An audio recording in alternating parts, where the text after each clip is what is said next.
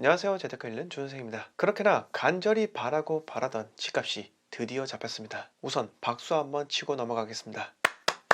2017년 5월 정권이 교체되면서 한 번도 경험해 본 적 없는 나라를 만들겠다며 정부의 최우선 과제로 집값 안정화라는 슬로건 아래 그동안 20번이 넘는 부동산 대책이 실행되었기도 합니다. 그럼에도 불구하고 서울 집값은 천정부지로 폭등을 했고 15억 이상 주택 구입 시 주택담보대출 전면 차단까지 하였지만은 15억이라는 금액은 결국 15억까지는 오른다 라는 정부에서 정해준 상한선으로 인식이 박히게 됨에 따라 서울 집값은 100%에 가까운 상승률을 기록하면서 정부의 의지와는 정반대로 지금까지 흘러왔기도 합니다. 하지만 정부는 통계적 오르라고 하면서 눈에 보이는 것보다 집값이 별로 오르지 않았다고 주장을 하면서 유권자들의 눈과 귀를 막기에 바빴기도 합니다. 그러나 그 20번이 넘는 대책이 드디어 실효성이라는 것이 생기게 되며 집값이 하락하는데 성공적으로 작용되게 됩니다. 다시 한번 박수 주세요. 그리고 우리 등대 형님께서도 상당한 공헌을 하셨습니다. 늘 상황마다 적절한 근거 자료를 사용하면서 땡땡 지역 집값은 끝났다 라고 주택 심리를 안정화시키는데 큰 일조를 하셨죠. 등대 채널 사례로 보아 민간 영역에서도 정부 정책 취지와 발맞추기 위해 끊임없이 노력을 해왔다는 겁니다. 그리고 그를 추종하는 수십만의 구독자가 그를 뒤따르고 있기도 하죠. 집값 하락에 지대한 공로를 하신 등대 형님께도 박수 한번 주시기 바랍니다.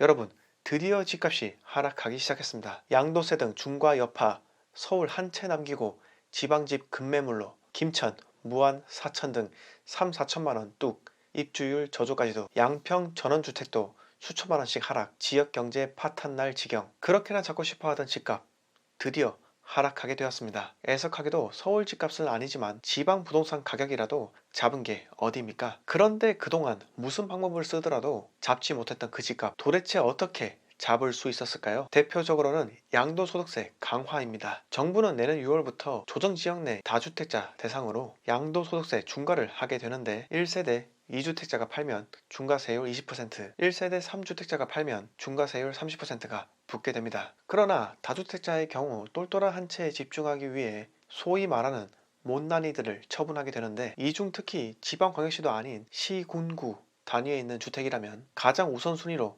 매도를 하게 됩니다. 이미 서울 집값이 상당히 올랐기 때문에 나중에 세금 측면에서 이익 볼 거 생각하면 지방주택을 급매로 싸게 팔더라도 훨씬 더 이득이라는 거죠. 그러니 지방 소도시에서는 매물 출회와 시세 하락이 이어지고 있는 이유이기도 합니다. 양도세 중과 유예 기간인 내년 6월까지는 다주택자들이 보유하고 있는 주택수를 줄일 가능성이 높다고 생각이 들고요. 아무래도 한국에서는 소도시, 광역시, 수도권, 서울 순으로 급지가 형성되기 때문에 소도시에 들어갔던 법인들 역시 내년 6월까지 발을 빼게 되면서 혼돈의 시기가 찾아올 것이라는 생각이 들기도 합니다. 물론 지방 소도시에서도 수요가 집중되는 곳이 있기 때문에 급락이 오는 것은 이미 정해져 있을 것이라 생각이 듭니다. 경기도 양평군의 경우 한 서울 아파트 소유자가 2018년 준공된 전원주택을 건축비인 4억 3천만 원만 받고 팔겠다며 급매물로 내놓았기도 합니다. 이 같은 상황 이면에는 주중에는 서울에서 거주를 하고 휴일에는 별장처럼 이용하고자 양평에 전원주택을 보유한 경우가 상당히 많았었는데 이제는 2주택자마저도 세금으로 피박하며 투기꾼으로 내몰고 있으니 양평군의 사례와 같이 부작용이 생기게 됩니다. 과거 전원주택 성지라고 불렸던 양평군은 이제는 전원주택 급매물이 쌓이게 되면서 지역 경제가 파탄이 날 것이라는 공인중개사의 말을 들으면서 비단 양평군만 이런 문제를 가지진 않았을 것이라는 생각이 들기도 합니다. 지방 중소도시 부동산의 경우 외지인의 투자 수요 없이는 지탱하기 어려운 구조이기도 합니다. 결국 매수 수요가 적기 때문에 집값 상승을 견인하기 어렵지만은 그래도 외부에서 여러 목적으로 진입하는 투자자가 있기 때문에 집값이 하방 압력으로부터 지탱되어 왔는데 이번 취득세 중과와 같이 주택 취득 수요를 원천 차단하고자 하는 정책을 펼친다면 결국 피해보는 것은 방금 말씀드린 최하급지인 지방 중소도시 입니다. 많은 사람들이 인구 감소가 집값 하락으로 이어질 것이라고 이야기를 합니다. 그런데 저는 반은 맞고 반은 틀렸다 라고 생각합니다. 왜 그렇게 생각하냐면 결국 인구가 많은 대도시인 서울, 수도권, 광역시로의 집중 현상이 심화된다는 의미와도 같기 때문에 앞으로 농어촌과 밀접한 시, 군구 단위는 점차 소멸하거나 지역 간 병합될 확률이 높지 않나 생각이 듭니다. 그러니 향후 투자자가 가야 할 방향은 대도시